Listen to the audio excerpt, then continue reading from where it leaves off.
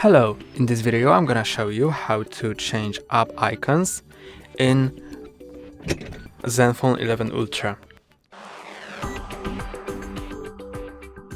First, go to Play Store and type X icon changer in the browser, and then press on install.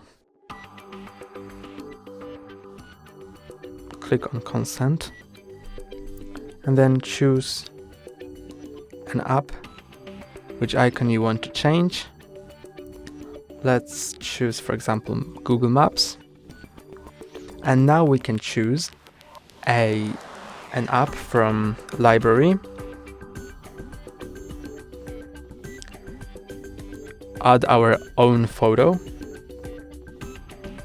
or replace with existing icon of any other app. Let's choose some from library, for example this one, and then press OK. And now consent to add an app to home screen.